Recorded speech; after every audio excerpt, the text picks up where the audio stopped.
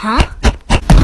Howdy, Filler! This is the 8th time, Mr. Miller, where you barged into my office unannounced, and it's only Tuesday. Oh, come on, Mr. Manager. Don't you ever get lonely sitting here all day? You could use my company. What I could use is some help around the restaurant. You know, the job I'm paying you for? Then why don't you just send me out? That's repeatedly proven to be futile. So what's for lunch? Mr. Miller? Salty today, aren't they? Is there something you need, Mr. Miller?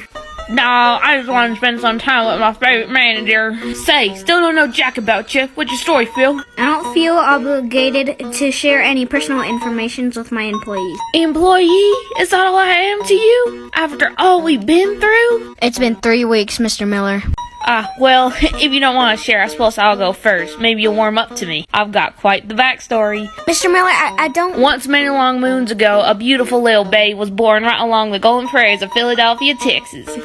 His name was David Hansel Miller, bright as a summer day, sharp as a fiddle. I was destined for greatness the minute I popped into this world, heir to the Miller farm under my mom and pop. My mom and pop wanted me to be the best farmer on this side of the west, so I was always working on the farm. Despite my unmatched talents with the hoe, I never found myself thriving. Things only rolled further downhill when my pa left for the war. War? What war? The war, Philip. See, while my pa was out in the war, he lost his foot, couldn't work no more. Oh, that's quite unfortunate. Didn't bother him too much, Philip. Well, he had that thing stuffed and mounted above the fireplace. What? He didn't work no more. I hadn't really overpassed down to me, but she did no more work than I did out there on the farm engineering. I always found myself crafting little gizmos and gadgets, earned me a bit of trouble from my peers. Hell, they thought I'd never achieve my dream. But a true man of the South never gives up. It's all in the cowboy code. The cowboy... I called it quits on the farming altogether. Needless to say, my mom and pa were quite sore about it, but there was nothing they could do to change my mind. I set out for university to pursue my dreams. Meanwhile, the farm rotting away, my mom and pa decided to take a trip up to... Ludervania. Ludervania? Where's... Philip, Ludervania ain't just a country, it's a goddamn battlefield. The second you set foot in their border, it's like signing your own death warrant.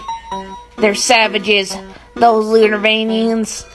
I don't even want to tell you the kind of things they do to folks like you and I. What do they do? You really want to know, Phil? First, they take your pants. Then, they take your britches. And then, when you think it couldn't get any worse, they take your nethers. I haven't heard from my mom and pa ever since. Truth is, I fear the Ludervanians really got to them. I can only hope and pray they go out of their way to find me next, but I'm always prepared. I'm sorry to hear that, Mr. Miller. Ain't nothing a true Texas